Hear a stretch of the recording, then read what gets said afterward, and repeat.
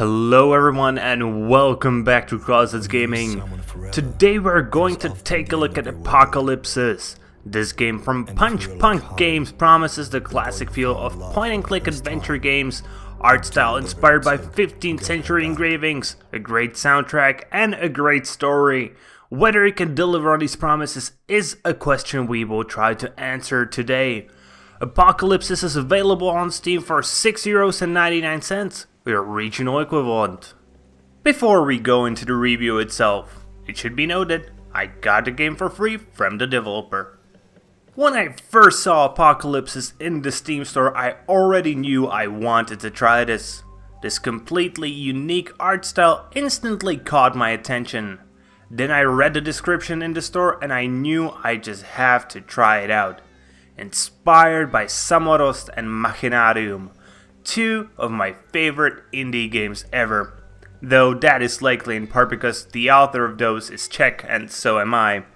So I instantly wrote to the developer and a few days later I got a review code and went into playing it. So let's start, as is the norm here, with how Apocalipsis plays. And if you ever played a classic point-and-click adventure game, you will immediately know how it plays. You got a character that moves on the screen, collects items, solves puzzles using these items, and is trying to get through the story. And honestly, there really isn't much else to the actual gameplay of Apocalipsis. There are a few quote-unquote action scenes, but to be truthful, I don't know whether I would really describe them as action scenes. To give you an example, one of the action scenes consists of you being in the water and a giant octopus trying to grab you. All you have to do is to swim slightly to the left and to the right to avoid its tentacles. And I am not complaining that these sections are in the game. They're actually a nice change of pace from the very slow-paced classic point-and-click parts of the game, but I do wish they would be slightly more complex and fast-paced.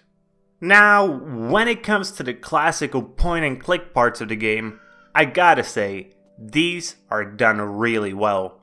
The only real complaint I have with them is the way in which the main character, Harry, moves around the screen.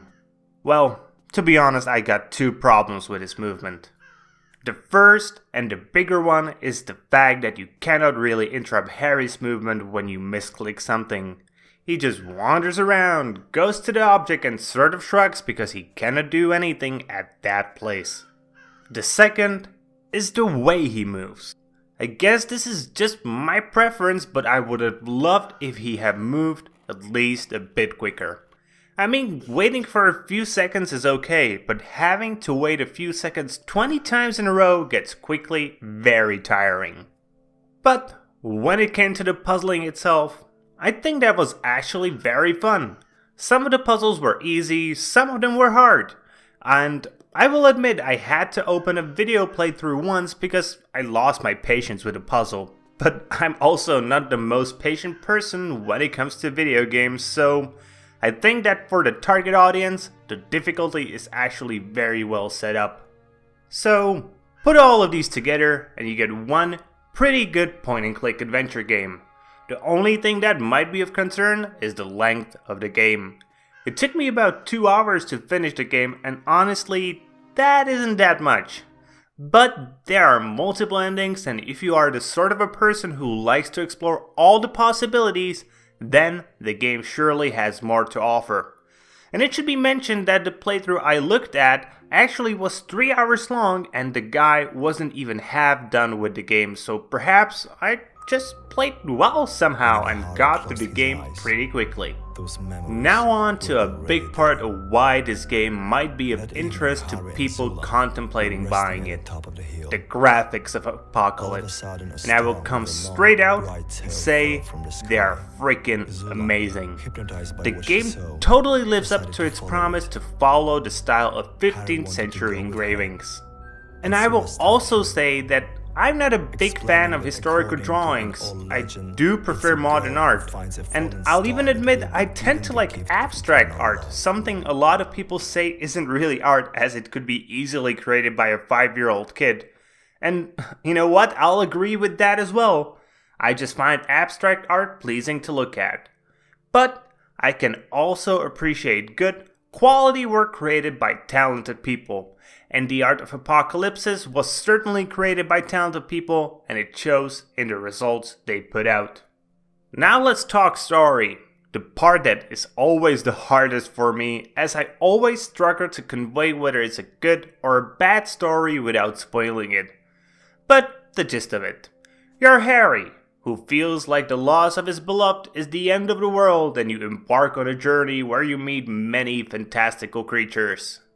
The game claims to take inspiration from things like medieval philosophy or even the famous Divine Comedy. And, well, I can't say I didn't see any of these inspirations, but to claim such great sources inspired you, well, I'd say that's maybe a bit too much. Yes, the story was decent, but it certainly won't be remembered the same way Dante Alighieri's great works are. Let us move on to the part of the game I'd say I actually enjoyed the most. The music, and especially the narrator. Adam Nergaldarski, a Polish musician from the death metal band Behemoth. I gotta say, his voice is just freaking amazing, and I honestly wish he will do more voice acting in dark, gothic themed games. His voice just begs for it. And the music itself was impressive as well, inspired by classical music. Yet with these dark tones, it managed to ideally convey the atmosphere and complemented the graphics and the story perfectly. If I would rate the game purely on the sound design, it would be a resounding 10 out of 10. When it comes to the performance, there really isn't much to talk about. It's a 2D game, so obviously it isn't taxing on your computer at all. I'm honestly surprised this wasn't released for tablets as well, as I think it would run like butter on them and would play very nicely on them as well. So, in conclusion, Apocalipsis is a good point-and-click adventure game with a unique art style, amazing sound design, and it's actually a good play. If you're a fan of the genre and like the art style, I would definitely recommend Apocalipsis to you. But if you are a bargain hunter and are looking to get the best bang for your money, you might want to wait a bit until Apocalipsis comes on sale. On the other hand, props to the developer for coming onto the market with a very unique looking game, and if you feel like supporting a talented indie developer, you might want to buy it at full price. I am certainly looking forward to more games from him. So, that's it for today, guys. Hope you liked the review, and if you did, please consider liking the video and subscribing to this channel. And comment if you have anything you would like to add. See you guys later with more gaming content.